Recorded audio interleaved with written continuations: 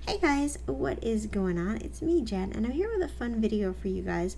This is for anybody who is new to digital drawing and maybe doesn't understand exactly how layers work or the best way to do layers. I'm going to show you guys how I do my layers. For those of you who don't know, when you do digital drawing, you can put different elements on each layer. So it's kind of like you're making a sandwich. The bread, the meat, the lettuce, the tomato, it's all on a different layer. And that makes drawing digitally so much easier because everything is interchangeable. So it's like you don't have to erase the whole picture. You can just erase one little part of what you need. And if you do it properly, it's going to make drawing so much easier for you. And it's definitely something that is completely worth utilizing. So I'm going to talk to you guys about how I do my layers, and hopefully this will give you guys a little bit of help if you're beginners. So I'm using Anime Studio right now. I'm so sorry, please forgive me. Manga Studio. This is just where I like to draw. You guys can use Photoshop or any other one. There's tons of different drawing softwares out there, but they all pretty much run the same with layers. So I'm going to teach you guys the basics. The first layer that you start out with is this white layer right here. And if I click on this eye, I make it transparent. You want to kind of leave this alone. This is going to be your background layer. You may, when you're done with your art, want to get rid of this and make it transparent so then you could take that art and put it anywhere you want. So just leave this layer alone. The next layer up is going to be your pencil layer. So I'm going to go into a pencil real quick. This is where you're going to do all your sketching, all your stuff. So I'm just going to draw, just for fun, a circle. So we're just going to say that I'll just draw another shape just for fun too. These are my shapes. This is my pencil sketch. Now, this is something that you may have to go in and adjust at later points and stuff. So just that will be your pencil layer. And then we're going to create a new layer. Now, every software is pretty much the same. There's going to be a little section up here that says layers. You just go in and create a new layer. For Manga Studio, there's two different types of layers: raster layers and vector layers. A raster layer is what you want to use if you're coloring something in. A vector layer is what you want to use for drawing, because vector is controlling the pens and stuff. So I'm going to choose a vector layer. You can name it if you want to. I'm going to be honest with you, I never name it because I'm lazy. But if you want to get fancy, you can always name your layers. But this would be my ink layer. So I'm going to take my ink and I'm going to go in and I'm going to draw very happily and sloppily, because this is just a demonstration. That is just a really bad circle. I'm ashamed of myself as an artist.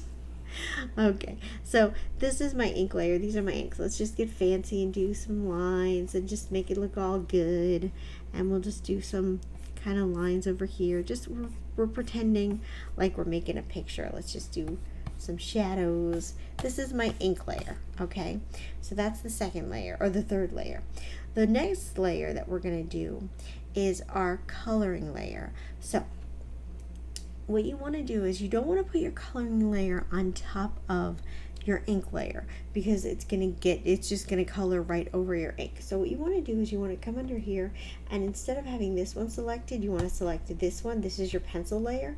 So you want to put your color always behind your ink. It just makes life that much easier. So now we're going to create a new layer. Again, you guys can name it if you want to, but because we're doing coloring, we're going to choose raster. Now you guys, when you're creating layers, you may or may not get a choice of the different types of layers that you make. So don't worry if it doesn't say that. If it just says like layer, it's totally fine. Now that we have that settled, I'm going to start coloring in this little coney thing.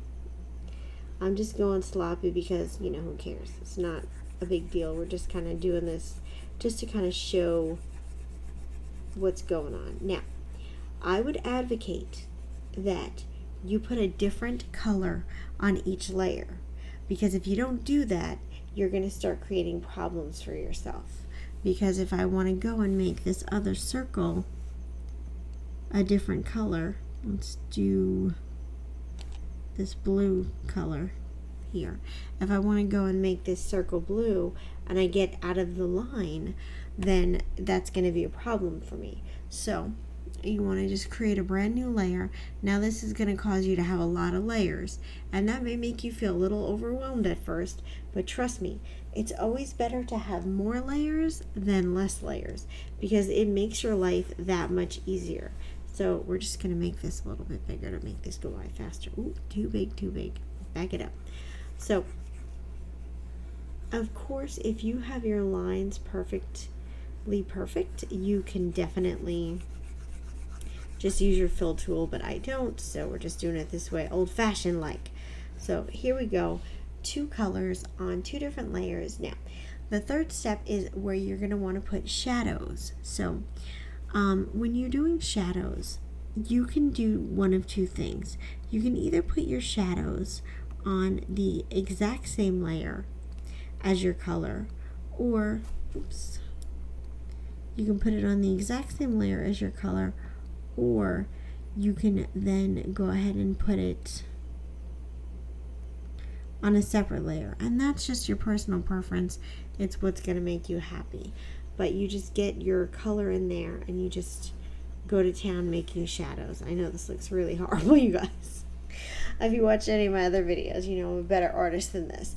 So now you have your pencil layer, your ink layer, your background layer, all this stuff is all kind of coming together.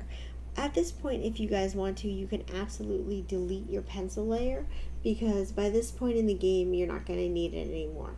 So now that you have your color layer and your ink layer and your background layer, you can then decide what you want to do about highlights. Now, for me, when I do a highlight, I like to put it on the very tippy top layer. So I do a lot of stuff that is like manga based.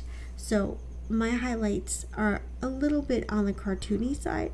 Your highlights may be more natural, and you may want to put them below the ink layer. Again, this is about the type of artist you are. But if you're like me and you do manga, cartoony stuff, then you might want to put your highlights on top of your ink layer. For me, that just always works the best. It's just the way that I roll. So I just go ahead when I know that everything is colored in exactly the way I want it to, and then I come in here and I just kind of do whatever I need to do. So if I want to just do something like this, if I want to do something like this, you know, obviously this could look way, way, way better than it does, but this is kind of the way that I go in and do my highlights after everything is placed the way I want it to. Now, once you have all of this placed in and done, and you know that your picture is done, then you have a decision to make. Do you want to keep this picture on a white background? Do you want to take this white background and make it a different color? Maybe you want to make it black, because that could be done. That's an option. But you can either change the color of this, or you can just delete it altogether and just have this on a transparent background. So then at a later date, you can just impose it on whatever picture you want, or you can import a picture to put this on top of. That's your choice. But you can either keep this background piece, or you can delete it. Now, if you want to save this, make sure that if you want to save it in a way that you can still work on it, you save it as a Photoshop document. If you save it as a PNG or a JPEG, it's going to be like this. This image will be stuck like this, and you will not be able to manipulate the layers. So you have to save it as a Photoshop document. You could save it as a Manga Studio document if you're in Manga Studio, but even in Manga Studio, in any other drawing software program, I suggest saving it as a Photoshop document, because it is going to make it more universally acceptable no matter what you're using. Everything accepts Photoshop, and you'll always be able to have access to these layers, so that if you come in at a later date and decide that you want to get rid of something or fix something, you'll be able to maneuver that. So this was a very simple, basic layer lesson for you guys. I hope that you liked it. If you did, and if you're a new artist and this video helped you understand layers better, help you learn how to use them better, please give this video a thumbs up, because it really helps out the channel, and it lets me know that you guys are enjoying what I'm creating.